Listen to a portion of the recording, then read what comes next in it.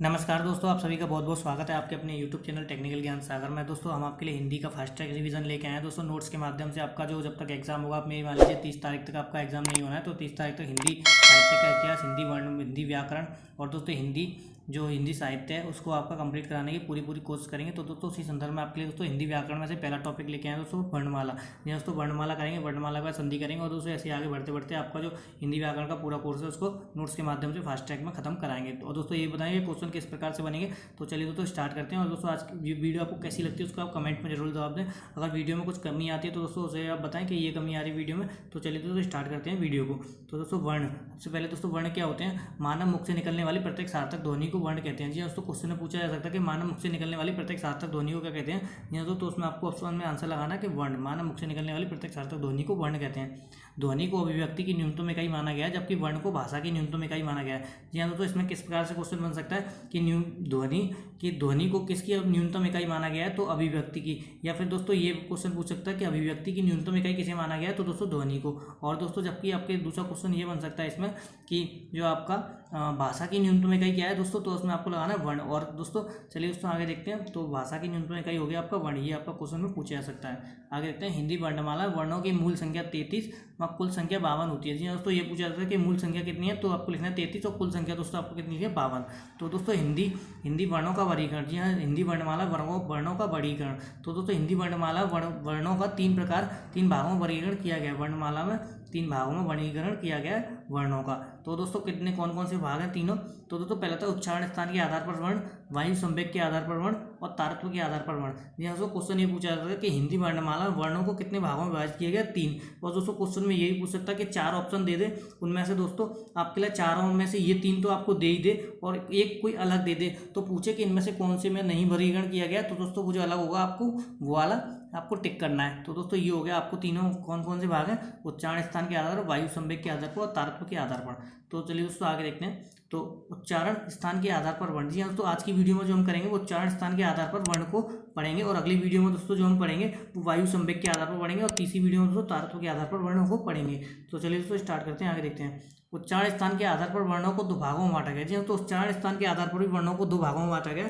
पहला दोस्तों स्वर वर्ण और दूसरा व्यंजन वर्ण। क्वेश्चन में पूछा जाता है उच्चारण स्थान के आधार पर वर्णों को कितने भागों में बांटा गया, दोस्तों आपको लिखना 2, स्वर और व्यंजन। तो चलिए दोस्तों आगे देखते हैं। आगे क्या दिया, तो अब दोस्तों क्या स्वर वर्ण। स्वर वर्ण क्या होते हैं, तो जिन वर्णों का स्वतंत्र अस्तित्व होता है स्वर वर्ण कहलाते हैं। जी दोस्तों जिन वर्णों का स्वतंत्र अस्तित्व होता है वो किसी मात्राओं की सहायता से नहीं बोले जाते हैं, उन्हें स्वर वर्ण कहते हैं। तो आपको दिखाते हैं हिंदी वर्णमाला स्वरों की मूल संख्या 11 होती है। जी दोस्तों कितनी संख्या होती है, क्वेश्चन में पूछा जाता है हिंदी वर्णमाला मूल स्वरों की संख्या कितनी है, 11। तो दोस्तों ये जो आपके छोटा आ बड़ा आ, छोटी ई बड़ी ई, छोटा ऊ बड़ा ऊ, री आई आए औ औ। जी हाँ दोस्तों ये आपके पूरे 11 हो गए और दोस्तों आप गिन सकते हैं ना। तो दोस्तों इनमें किसी भी प्रकार की जो ये स्वतंत्र नहीं मात्रा है दोस्तों, ये व्यंजन नहीं है, ये वर्ण नहीं है, ये स्वतंत्र मात्रा है दोस्तों। इसलिए इनका जो स्वतंत्र होता है अस्तित्व, इसलिए इनका अस्तित्व स्वतंत्र होता है। तो चलिए दोस्तों इनकी अगर पूछेंगे आपसे संख्या की कितनी होती है, स्वतंत्र वर्णों की संख्या कितनी होती है स्वतंत्र, तो आप उसमें दोस्तों लगाओगे कि 11।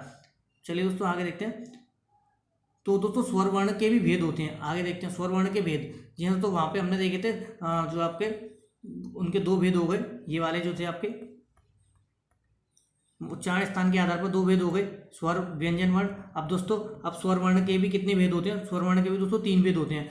स्वर वर्णों के मुख्यतः 3 भेद होते हैं जबकि कुल 4 भेद होते हैं। क्वेश्चन में पूछा जाता है स्वर वर्ण के मुख्यतः कितने भेद होते हैं, दोस्तों आपको क्वेश्चन में आंसर लगाना है 3 और जबकि कुल पूछा है तो दोस्तों आपको क्या लगाना है 4। दोस्तों 3 भेद कौन कौन से होते हैं दोस्तों, ये वाले ह्रस्व स्वर, दीर्घ स्वर, संयुक्त स्वर, प्लुत स्वर। जी हाँ दोस्तों ये जो 3 होते हैं दोस्तों, ये जो 3 आपके होते हैं ये दोस्तों होते हैं एकदम जो आपके मुख्य। और दोस्तों ये जो अगला वाला होता है ये दोस्तों होते हैं आपके कुल।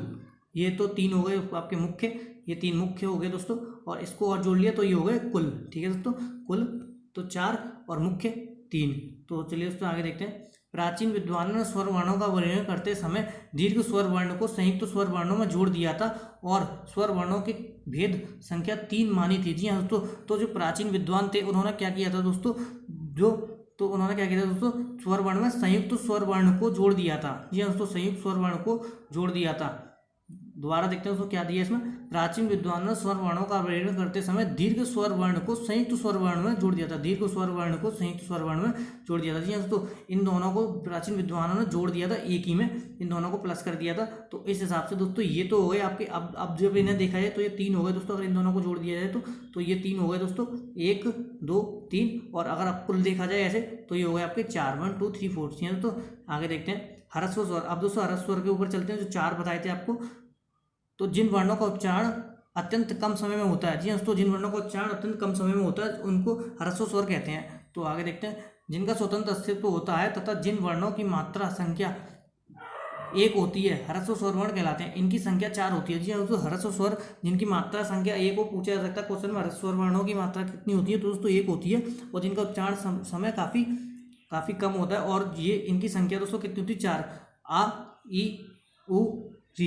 जी हाँ दोस्तों, ये आपके 4 होते हैं। और दोस्तों इनमें आप देख सकते हो, ये इनमें एक ही मात्रा, किसी इनमें 2 मात्रा नहीं है। ये बड़ा ऊ नहीं है, ये बड़ी ई नहीं है, ये बड़ा आ नहीं है, ये केवल री है, ये बड़ी री नहीं है। ठीक है दोस्तों, तो ये हो गए आपके 4। क्वेश्चन में पूछा जाएगा कि ह्रस्व स्वर वर्णों की संख्या कितनी है, तो दोस्तों आपको लिखनी है 4। और आपको पूछ सकता है निम्नलिखित में से कौन से ह्रस्व स्वर है, तो दोस्तों कोई एक ऑप्शन देगा, उसको आपको टिक कर देना है। पूछ लेगा निम्नलिखित में से कौन सा ह्रस्व स्वर नहीं है, तो आपको उस पर क्लिक कर देना है कि ये वाला नहीं है। तो आगे देखते हैं क्या दिया। इनका अन्य नाम अर्थात ह्रस्व स्वर वर्णों को अन्य नाम लघु या मूल स्वर वर्ण भी कहते हैं। जी दोस्तों, इन्हें लघु और मूल स्वर वर्ण क्यों कहते हैं दोस्तों, क्योंकि दोस्तों इन्हीं चार वर्णों से, इन्हीं 4 मात्राओं से मिलके जो आगे की जो 11 होंगी, जो आपकी आगे की आएंगी दोस्तों, जो 7 है, वो इन्हीं चारों से जोड़ के बनाई गई हैं। वो हम आपको आगे वीडियो में बनाएंगे। ठीक है दोस्तों, जैसे कि आपको बता दूं कि ये छोटा मिल गया तो बड़ा बन गया, छोटी मिल गई बड़ी मिल गई, छोटू मिल गया बड़ा मिल गया। और छोटी री दोस्तों आपने ये बहुत कम देखा होगा दोस्तों।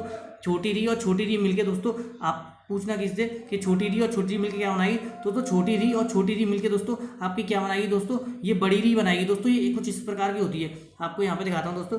जो बड़ी री होती है वो आपकी दोस्तों इस प्रकार की होती है दोस्तों। ये होती है बड़ी री आपकी। अगर बड़ी री, ये बड़ी री होती है, ये छोटी री होती है, ये छोटी री हो गई, ये बड़ी री हो गई। तो चलिए दोस्तों आगे देखते हैं। तो दोस्तों दीर्घ स्वर, जिन वर्णों का उच्चारण ह्रस्व स्वर वर्णों की तुलना में 2 गुना समय में होता है तथा जिनका स्वतंत्र अस्तित्व होता है, इनकी मात्रा संख्या 2 होती है, दीर्घ स्वर वर्ण कहते हैं। जी दोस्तों, तो इनका भी दोस्तों जो दीर्घ स्वर वर्ण होते हैं, ये दोस्तों 2 गुना समय लेते हैं। जो आपके ऊपर वाले थे, सही ऊपर वाले स्वरों से दीर्घ स्वर 2 गुना समय लेते हैं। किनसे दोस्तों, इनसे आपके ह्रस्व स्वर से 2 गुना स्वर समय लेते हैं, जो आपके दीर्घ स्वर वर्ण है। तो दोस्तों ये कौन कौन से होते हैं, बड़ा आ, बड़ी ई, बड़ा ऊ, आई, आए, औ, आओ। जी हाँ दोस्तों, ये हो गए आपके जो दीर्घ स्वर वर्ण। तो दोस्तों इसमें भी मुख्यतः 3 कौन से हो गए दोस्तों, ये मुख्यतः 3 हो गए, आ ई औ ओ। ठीक है दोस्तों, ये तो आपके हो गए मुख्य। और दोस्तों इन्हीं तीनों से मिलके बने हैं ये। तो दोस्तों तो ये हो गए आपके कुल हो गए 7, मुख्य हो गए 3। तो आगे देखते हैं दोस्तों संयुक्त स्वर वर्ण। तो जिन वर्णों का निर्माण 2 असमान स्वर वर्णों के मिलने से होता है, संयुक्त स्वर वर्ण कहलाते हैं। जी हाँ दोस्तों, जब आपके 2 स्वर वर्ण होंगे जो असमान होंगे, जो मतलब एक जैसे नहीं होंगे। पहले तो दोस्तों समान जुड़ रहे थे, तो एक जैसे बन रहे थे। ऊपर जो आपके ह्रस्व थे और आपके जो दीर्घ स्वर वर्ण थे वो तो आपके एक जैसे थे, तो इसलिए वो थे। और दोस्तों ये जो होते हैं आपके संयुक्त स्वर वर्ण, तो नाम से पता पड़ रहा है संयुक्त है, मतलब कि कोई अलग अलग लोग जुड़ते हैं जब संयुक्त होते हैं। तो संयुक्त स्वर वर्णों की संख्या भी 4 होती है। दोस्तों संयुक्त स्वर वर्णों की संख्या भी 4 होती है। तो दोस्तों ये इसमें दिया गया, ये आपके हैं आई, आए, औ।